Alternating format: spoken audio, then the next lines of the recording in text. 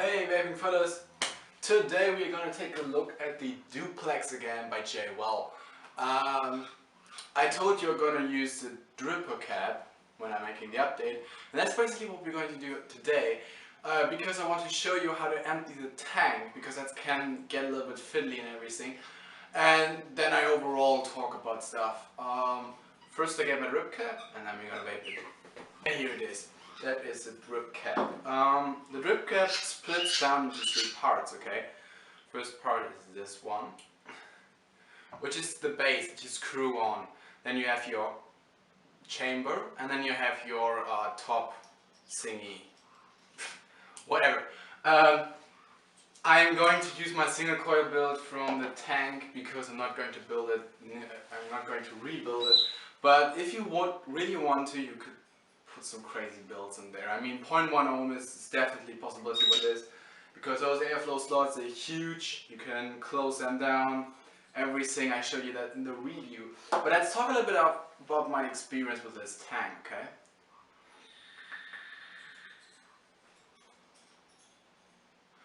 Okay, so the DUPLX has been my daily vape now since I made the review.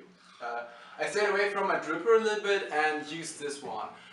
And I must say, it is definitely different than a dripper. I mean, obviously you have that tighter airflow, which I just do in no time. I said that would be a problem in the review, but it isn't a problem at all. You just do it and then you're basically done.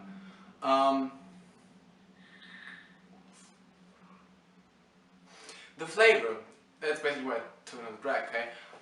The flavor is different.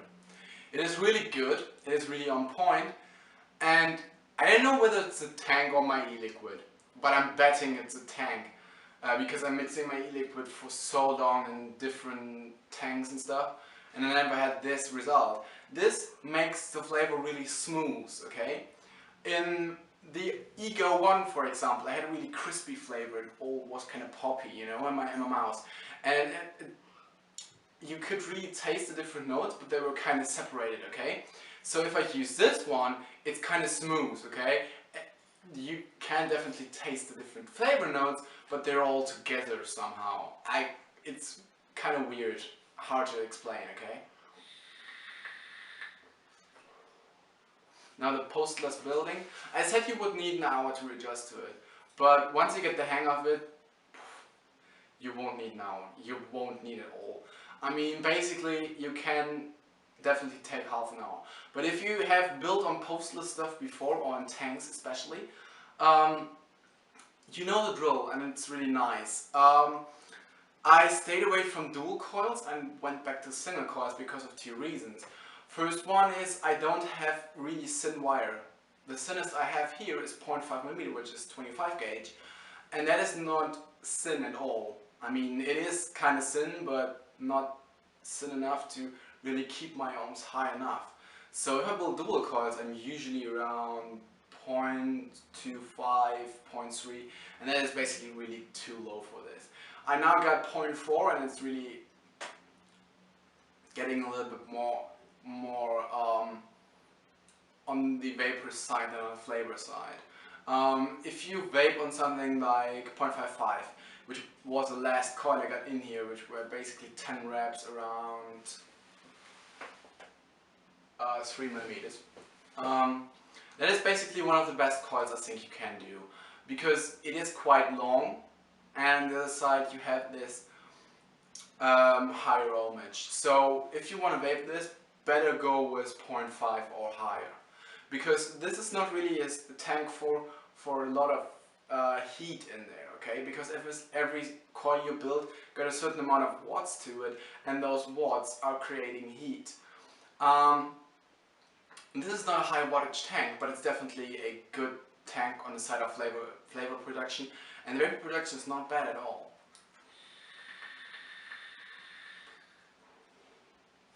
I mean, nothing can really compare to my dripper.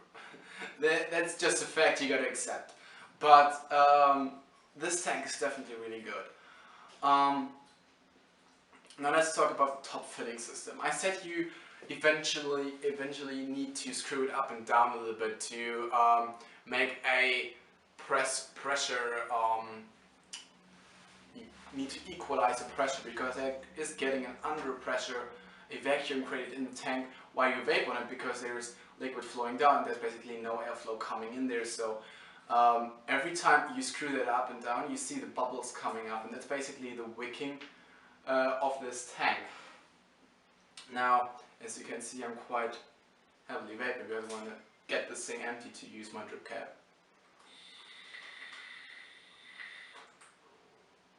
Now, because of that fact, you have, as I showed you in the review, a bigger hole and a smaller hole.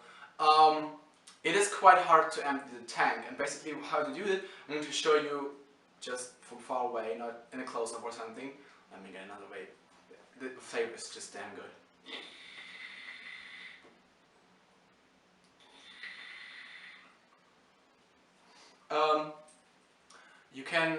You need to kind of unscrew the base to dissolve the vacuum that's in there, because if you turn it upside down, normally air would pull up, but because this thing is so good isolated with the O-rings and everything, it has a stable pressure in there, okay? And the moment you unscrew the base from the tank, this pressure basically the vacuum gets expanded and you suck up air in the tank, and that pushes the liquid out. It's kind of hard to understand, but I think you get what I say when I just filled my bottle. Let me take another vape.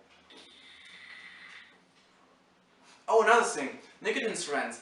I think that is a really good tank to really step down nicotine amounts. Okay. I usually vape at around 6 milligrams, 6 to 3, something 5.5-ish. I mean, something around that. And I really stepped down. I got in here now 3 or 2 milligrams, which I usually use in my dripper. And that is the thing I really like, because if you can step down the nicotine and still get your nicotine flash and your throat hit, that is a good tank for me. Now, the throat hit you can really adjust with your nicotine. You can say, okay, I want a little bit stronger, I want it a little bit looser, and I tend to step it down a lot and get not really throat hit, but a kind of tickle. I don't know if you know what I mean, but when there's just enough nicotine to, you know, tickle your throat a little bit, I kind of seem to like that recently. I don't know why.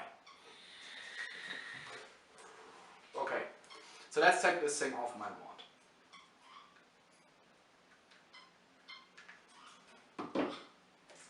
Now you take a bottle or whatever you want to put it in and pull the dropper pin out. Then you first unscrew the top cap, okay? And turn it upside down. And as you can, I don't know if you can see it, but there's no liquid coming out of there. Now what I do is just unscrew the base a little bit, then put it upside down, and once I really unscrew the base and take it out, now all the liquid will come out of the tank, which is not a lot because I have vaped on it now for quite some time. Okay, liquid is out of there. Now, to put it in dripper mode, you just unscrew the bell or the top cap of your chamber, your vapor chamber. I usually call it a bell. I don't know where I got that from. I think from a German review or something.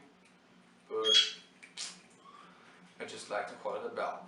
Now, because I got really high ohmage in here, rather high ohmage, okay, 0.4 is not high, but rather high ohmage,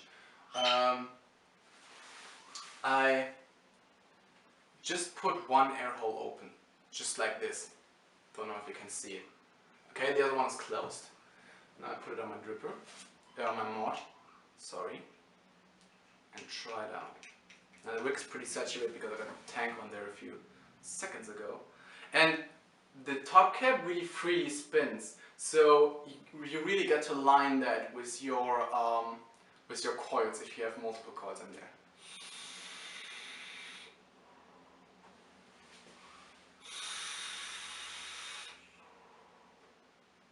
Now, as you can see, you can put quite a lot of vapor out there with more airflow, but on the other side, flavor is really gone. I mean really gone. Yeah, there's no flavor at all now.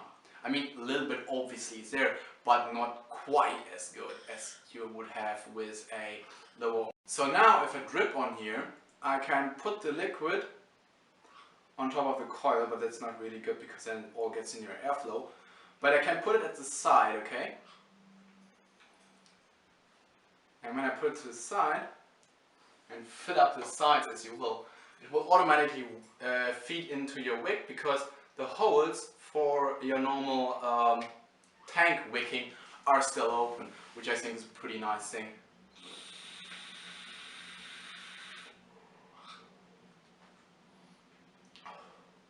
Oh, and the nicotine is hitting quite bad.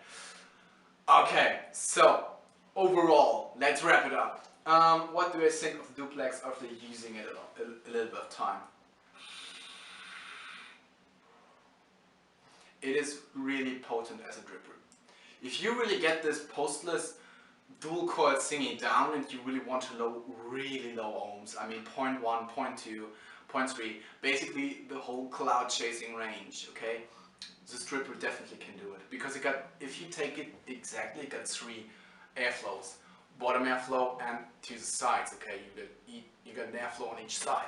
Now, the single coil option, I think it's kind of useless because if you build a single coil, I would always build it so it sits over the bottom airflow. But if you would be closing that down, okay, let me do that.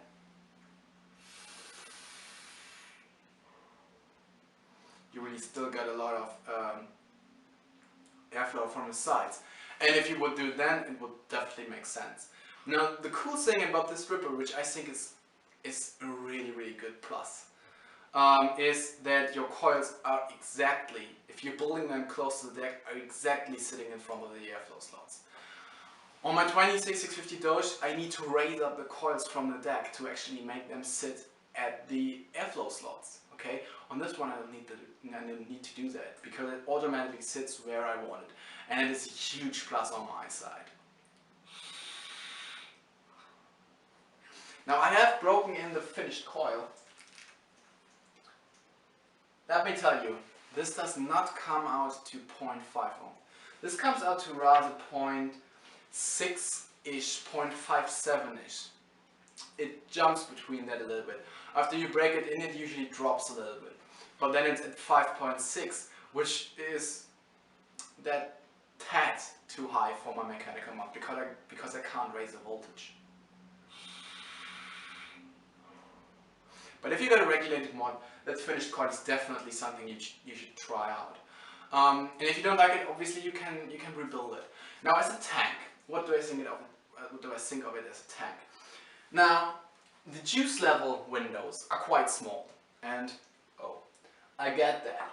But on the other side, it doesn't bother me. I can always look at my liquid level by turning it horizontally, and I think it's a really cool looking tank. Now, the drip cap does look incredibly good, I think. I mean, it just looks like some mix between Iron Man and Tron. If you open it up to just one hole, I mean, the pressure stays kind of the same and you can get away with it. And it basically really opens up your airflow, and it's a nice thing, but it, you know, dims your flavor down. So I wouldn't recommend really using that. If you get a dripper which really got too less airflow, then this is an option, okay? Or if you have a cloud chasing dripper and you have tons of airflow anyway, and you want to mix a little bit of fresh air in there, as I said, you can basically adjust to it. And I think it's overall a nice tank. You need to look into the prices. If you can get this thing for like 60, 65 bucks, 70 bucks, it is definitely worth it. Let me tell you that. It is really worth it. I mean, usually these days, dripper for 70 bucks, nobody really buys it. A tank for 70 bucks, nobody really buys it. But if you have two things in one, basically what I think of it, the price splits. And then you pay just, let me see, 40 bucks for each thing, 30 bucks for each thing, 35 bucks for each thing, depends on what weighs more for you. And basically you drip it for 35 bucks, not bad. Tank for 35 bucks, not bad. Rebuildable and using finished card heads, that's a huge thing for me. I really like that. And I think if you got this wide range of usability, okay, and you got this really that much opportunities, it's definitely worth it. So if you come across this tank and you are not quite sure, but you look in the market for a tank and you don't really need to have that enormous airflow, you're just vaping more for flavor, okay, on the tank, or you just want something that doesn't use up too much liquid, then if you build this thing at 0.5 ohm, this thing is great. This thing is really great. And if you come across this tank and you're in the market for a tank, definitely pick it up. Thumbs up from me. If you're in the market for 22mm dripper and you're not quite sure, this postless stuff and everything, it is definitely worth giving it a try. And you get a tank at the side, okay? You get a tank with it.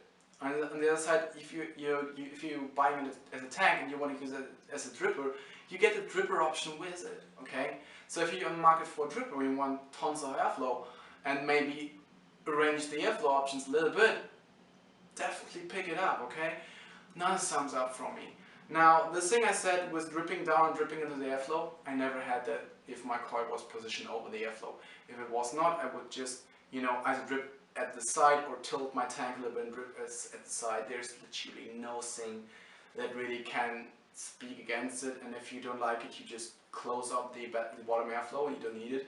Then you drip on it, and if you get a few drops in there, no problem, you just can open it up and wipe it off with a towel or something.